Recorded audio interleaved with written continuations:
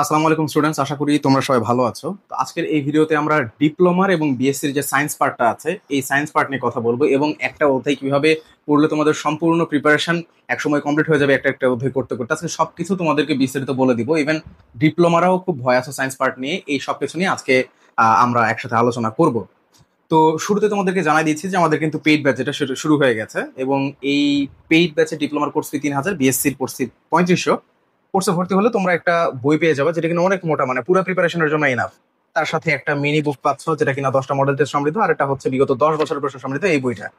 আর বেশি কিছু কোর্স সম্পর্কে বলার নাই, জাস্ট একটা কথা বলবো যে এই কোর্সের মধ্যে সবকিছু আছে। ফেসবুকে লাইভ ক্লাস হবে, ক্লাসগুলো পরবর্তীতে রেকর্ডেড থাকবে, বই চলে যাবে কুরিয়ার মাধ্যমে। এই কোর্সের মধ্যে বইয়ের বই সীমাবদ্ধ এই কোর্সের মধ্যেই। এবং জাস্ট আমরা একটা কথা বলবো যে দিনে তোমরা 5টা ঘন্টা সময় আমাদেরকে দিবা, বাকি সব রেসপন্সিবিলিটি আমাদের থাকবে। অর্থাৎ প্রিপারেশনের এমন কিছু নাই যেটা কিনা বাকি থাকবে, আমরা কমপ্লিট করাই দেবো ইনশাল্লাহ। তো চলো আমরা আমাদের কথাবার্তা শুরু করতেছি। আচ্ছা, তাহলে আমরা কি কি গাইডলাইন মূলত ফলো করতে পারি? 1 নাম্বার যে ব্যাপারটা, আলামিন তুমি শুরু করো। জি, আজকে আমি তোমাদের সামনে যে একটা অধ্যায় কিভাবে সুন্দরভাবে সম্পন্ন করতে পারো এবং তুমি নিজের থেকে উপলব্ধি করতে পারবা যে এই প্রথম অধ্যায়টা আমার কাছে যে পরিপূর্ণভাবে শেষ হয়েছে। এই এই যে একটা অধ্যায় কিভাবে সম্পন্ন করতে হবে, কোন স্টেপ ফলো করে আমরা শেষ করতে পারবো, সেটাই আমি তোমাদের সামনে আজকে জানাতে আসছি। এখন আসো, প্রথমে আমরা তো সবাই প্রথমে কলেজে ভর্তি হই। কলেজে ভর্তি হওয়ার পর থেকে এই যে তোমরা এইচএসসি পরীক্ষা শেষ করলে, এই যে টোটাল এই সময়ের ভিতরে একটা অধ্যায় তুমি কম মিনিমাম 4 থেকে 5 বার শেষ করছো। তুমি অধ্যায়টা খুললেই কিন্তু দেখতে পারো যে কোন লাইনগুলো, যে একটা অধ্যায় থেকে 10টা লাইন তোমার কাছে সবচাইতে বেশি ইম্পর্টেন্ট লাগে। তাহলে ফার্স্ট কাজ তোমার থাকবে যে প্রথম 10টা লাইন ইম্পর্টেন্ট, এই লাইনটা তুমি একটু রিভিশন দিয়ে নিবা। এসে প্রথম তোমার কাজ থাকবে। দ্বিতীয় পজিশনে তুমি আসবা, এসে তুমি যে বইতে অনুশীলনী প্রশ্ন থাকে, দেখবা প্রত্যেকটা অধ্যায়ে মিনিমাম 90 থেকে 100টার মতো অনুশীলনীর এমসিকিউ থাকে। এখন তোমার বিগত যে 10 থেকে 20টা লাইন তুমি মাথায় করে নিয়ে এসছো, তার সাথে অনুশীলনী কোশ্চেন গুলো তুমি সুন্দরভাবে সলভ করবা। দেখবা যে তোমার এই যে 20টা লাইন তুমি নিয়ে আসছো, এই 20টা লাইন এই 90টা কোশ্চেনের ভিতরে থাকবে।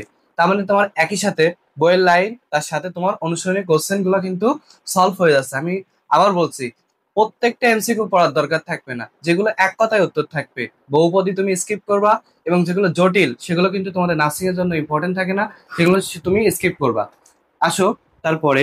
আচ্ছা আলামিন, অনুশীলনী প্রশ্নের পাশাপাশি আর দুইটা যেটা বিষয় সেটা হচ্ছে গিয়ে মেডিকেলের বিগত বছরের প্রশ্ন, এবং আমরা যেটা স্ক্রিপ্টে লিখছি যে বিগত সালের যে বোর্ড প্রশ্ন যেগুলো, মানে যেগুলো এক কথায় প্রকাশের মতো নেই। এখন এক কথায় প্রকাশ কি জিনিসটা আমি তোমাদের সামনে একটু ব্যাখ্যা করছি, এটা খুব মন দিয়ে শোনা। এটা আমাদের পুরো ভিডিও সব থেকে মেইন পয়েন্ট ছিল। আর একটা কথা বলে রাখি, ডিপ্লোমার জন্য এই ডিপ্লোমার জন্য কিন্তু আমরা এই পয়েন্ট বলার পরে ডিপ্লোমার জন্য বলে তারপর তোমাদেরকে ছেড়ে দিব, কারণ ডিপ্লোমার ব্যাপারে কথা অল্প আছে। আচ্ছা, এখন এই প্যাটার্নটা বোঝার চেষ্টা করো। এই প্যাটার্নটা যদি কেউ বোঝে তাহলে নার্সিং ভর্তি পরীক্ষায় আশা করি সায়েন্স নিয়ে তেমন কোনো প্রশ্নে মানে কঠিন কোনো প্রশ্নের সম্মুখীন তোমাদেরকে হতে হবে না। দেখো কয়টা প্রশ্ন পড়তেছি, সেটা হচ্ছে নিচের কোনটি ভাইরাস জনিত রোগ পাহাড়ি রাস্তার ফাঁকে বাঁকে নিচের কোনটি ব্যবহার করা হয়? তারপর হচ্ছে ক্রেসোগ্রাফ আবিষ্কার করে কোন বিজ্ঞানী? টেলিফোন আবিষ্কার করেন কে? পেট্রোলের সাথে জ্বালানি হিসেবে কোন পদার্থের মিশানো হয়? নিচের কোনটি ত্বকে ক্ষত সৃষ্টি করে? এরকম ভাবে আরো দুইটা প্রশ্ন, তরলে নিমজ্জিত বস্তু ওজন হারায় কেন? প্রাণীদেহের দীর্ঘতম কোষ কোনটি? এখন তোমাদেরকে বিষয়টা বোঝানোর চেষ্টা করি। এগুলো হচ্ছে প্রত্যেকটাই বিগত নার্সিং ভর্তি পরীক্ষায় আসা প্রশ্ন, মানে একই বছরের একই সিরিয়ালে থাকা প্রশ্ন। এখন এটার সারাংশ করি তাহলে কেমন দাঁড়াচ্ছে দেখো। আমি শুরু থেকে বলছি, কোনটি, কোনটি, কোন, কে, কোন, কোনটি, কেন, এবং শেষে হচ্ছে আবারও কোনটি। তার মানে তুমি বুঝতে পারতেছো এই প্রশ্নগুলো হচ্ছে এক কথা টাইপের প্রশ্ন। একটা সেন্টেন্স দেখলে যদি ওইখান থেকে এভাবে প্রশ্ন করা যায়, কোন, কি, কেন, এই টাইপের, তাহলে ওই প্রশ্নটাকে তুমি টার্গেট করবে and এটাই তোমাকে পড়তে হবে। তুমি একটা বিষয় খেয়াল করছো কিনা, এই সব টপিকের মধ্যে একটা কথা শুধুমাত্র একটু ডিফারেন্ট ছিল, সেটা হচ্ছে কেন, মানে ব্যাখ্যা চাইছে। তার মানে 1 2 3 4 5 6 7 8, প্রায় মোটামুটি 8টা প্রশ্নের মধ্যে একটা প্রশ্ন এমন থাকতেছে যেখানে কিনা মানে এক কথায় প্রকাশের মতো নয়, কেন বলছে। এখন এখানে বিস্তারিত একটা কথা চলে আসে, তাই না? আশা করি তোমাকে বুঝাইতে পারছি। এটা অনেক বড় একটা প্যাটার্ন। আমি জানি না এর সম্পর্কে তোমাদেরকে এই পর্যন্ত কেউ জানাইছে কিনা। এক কথায় প্রকাশের মতো যেগুলো সেগুলো আমাদেরকে শেষ করতে হবে, সেটা তুমি মেডিকেলের প্রশ্ন পড়ো, অধ্যায়ের প্রশ্ন পড়ো, বা বোর্ড প্রশ্ন পড়ো, যাই পড়ো না কেন। আচ্ছা, এরপরের টপিক যেটা সেটাতে চলে যাই।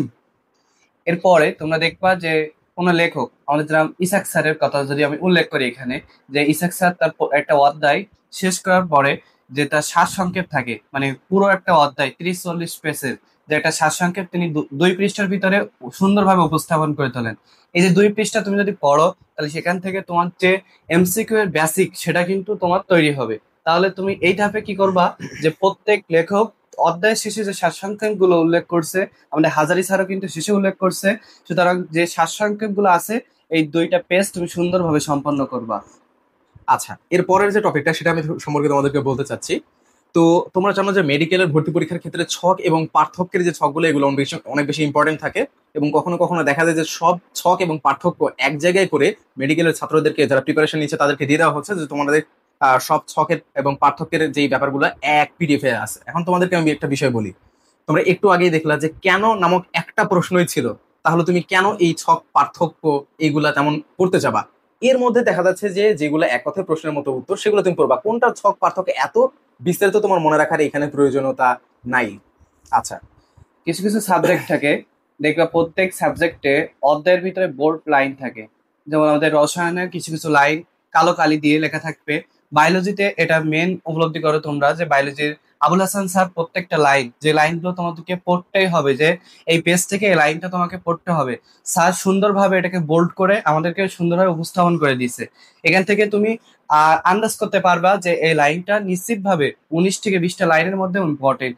সুতরাং তোমার সামনে যে বোল্ড লাইনটা আসবে সেটাকে তুমি স্কিপ করবা না, সুন্দরভাবে সম্পন্ন করে কখনো কোনো এমসিকিউ যদি আসে সেটাকে অ্যাপ্লাই করে দেখবা যে এই জ্ঞানটা তোমার ভিতরে আছে কি না। আচ্ছা, এরপরে একটা কথা বলতে চাই, এই যে আবুল হাসান স্যার তেমন যেমন তার বইয়ে এই জিনিসগুলো বোল্ড করে রাখছে, তোমরা কি জানো কিনা আমাদের এই বই কিন্তু আমরা এবার এই ফিচারটা রাখছি, যে লাইনগুলো গুরুত্বপূর্ণ সেগুলো বোল্ড করা আছে। এবং তোমাদেরকে আরো জানাই রাখি যে এটার সাথে কিন্তু আরো 2টা মিনি বুক আছে, যেটা কিনা বিগত 10 বছরের প্রশ্নের সমৃদ্ধ একটা মিনি বুক এবং 10 মডেল টেস্ট সমৃদ্ধ। এইগুলো শুধুমাত্র পেইড ব্যাচ না, পেইড ব্যাচের বাইরেও তোমরা পাবা। যারা নিতে চাচ্ছ স্ক্রিনে দেখানো নাম্বারে যোগাযোগ করে নিবা, হোয়াটসঅ্যাপে যোগাযোগ করে বইগুলো তোমরা পেইড ব্যাচের বাইরেও নিতে পারবা। আচ্ছা, এর পরের যে টপিকটা সেটা হচ্ছে যে এই যে বিভিন্ন তোমরা দেখো যে বিভিন্ন পর্দা দ্বারা বেষ্টিত অভ্যন্তরীণ নালী, এই জিনিসগুলো তোমরা যেখানেই দেখবা মনে করবা যে এটা তোমার জন্য পড়া ফরজ, কারণ নার্সিং এর এই ধরনের প্রশ্নগুলো খুব বেশি এসে থাকে। এই ধরনের প্রশ্ন একদমই মিস করা যাবে না। একটা অধ্যায়ের মধ্যে তুমি ওপেন করলে দেখবা যে প্রত্যেক অধ্যায়ে মোটামুটি 4-5টা এই ধরনের অমুক পর্দা দ্বারা আবৃত, দ্বিস্তরী পর্দা দ্বারা আবৃত, অমুক নালী দ্বারা একে অপরের সাথে সংযুক্ত, এই জিনিসগুলো তোমাদেরকে অবশ্যই পড়তে হবে। আচ্ছা, স্যার তোমাদেরকে আমি একটা কথা বলি, যে আমাদের ভাইয়া কিন্তু এবছর একটা নতুন বই বাইর করতে চলছে। এখন সে বইতে কি আছে এমন একটা ইম্পর্টেন্ট বিষয় বলি, বোল্ড লাইনের বিষয়ে। যে আমাদের যে রসায়ন বই, তুমি 5টা প্রথম পত্রে এবং সেকেন্ড পেপারে যে 5টা অধ্যায়, টোটাল 10টা, সেখান থেকে কিন্তু একটা হিউজ পরিমাণ একটা অনেকগুলো বই থাকে। সেখান থেকে কিন্তু ভাইয়া প্রত্যেকটা লাইন দাগিয়ে, মানে আমরা সুন্দরভাবে দাগিয়ে তোমাদেরকে যে যে লাইনগুলো পড়তে হবে নার্সিং এর জন্য, যেগুলো ইম্পর্টেন্ট, যে এই লাইনগুলো 100-তে 100 ইম্পর্টেন্ট, সেই লাইনগুলো কিন্তু আমরা দাগিয়ে দিছি এবং সেইগুলাই কিন্তু ভাইয়া ওই বইতে অ্যাটাচ করছে। তোমরা প্রথমে কিন্তু ওই বইয়ে যদি ওই লাইনগুলো পড়তে পারো, তাহলে কেমিস্ট্রি কিন্তু 100 ভাগের মধ্যে 80 ভাগ তোমাদের কভার হবে, যে বোর্ড লাইনের বিষয়টা। আচ্ছা, এরপরে একটা কথা বলতে ভুলে গেছিলাম যে ডিপ্লোমা অংশ, এটা নিয়ে আমরা কথা বলি না, ডিপ্লোমার ব্যাপারটা বলি। যে তোমরা ডিপ্লোমার যে স্টুডেন্ট গুলো আছো তাদের দেখা যাচ্ছে এই বছর 2টা প্রশ্ন আসছে এমন, যেটা কিনা একটু ডিপ থেকে আসছে, এবং এই ডিপ থেকে প্রশ্ন আসা দেখে তোমরা মনে করতেছো যে আজকে থেকে সাধারণ বিজ্ঞান পড়া শেষ, সাধারণ বিজ্ঞানের পাশাপাশি আমাদেরকে অ্যাডভান্স সায়েন্স যে পার্টটা সেটাও পড়তে হবে। কেন রে ভাই? আমার কথা হইলো যে আমি ওইখানে চান্স পাইতে গেছি, সর্বোচ্চ আমি ওইখানে র্যাঙ্ক করতে চাই, 100-তে 100 পাইতে তো আমি আর যাই নাই। তো ওইখানে তোমার 2টা কোয়েশ্চেন যখন অ্যাডভান্স সায়েন্স থেকে আসতেছে, হ্যাঁ তুমি একটু অ্যাডভান্স পড়ালেখা করো, কিন্তু এই 2টা কোয়েশ্চেনের জন্য তুমি এখন হচ্ছে গিয়ে বোর্ড বই যেগুলো আছে বা মানে বিএসসি দের জন্য হচ্ছে গিয়ে ফিজিক্স কেমিস্ট্রি বায়োলজি এই বইগুলো নিয়ে পড়া শুরু করবা, এটা মোটেও কিন্তু কাম্য নয়। তুমি যদি কোনো একটা কোচিং এ ভর্তি হও, তাহলে ওই টিচার বা আমাদের কাছে ভর্তি হও না কেন, যেই হোক না কেন, তারা বিষয়গুলো বুঝবে যে কি পড়া দরকার। এগুলো তোমাদেরকে একসাথে করে নিয়ে এসে দিয়ে দেওয়া হবে ইনশাল্লাহ। ইভেন আমাদের যে বইটা আছে এই বইয়ের মধ্যে আমরা ঠিক ওইভাবে অ্যাড করছি। তোমাদের এই ভায়াকে দিয়ে কেমিস্ট্রি পার্টটা অনেক বড় হয় না, তো কেমিস্ট্রি থেকে আমরা খুবই অল্প কিছু লাইন নিয়ে আসছি।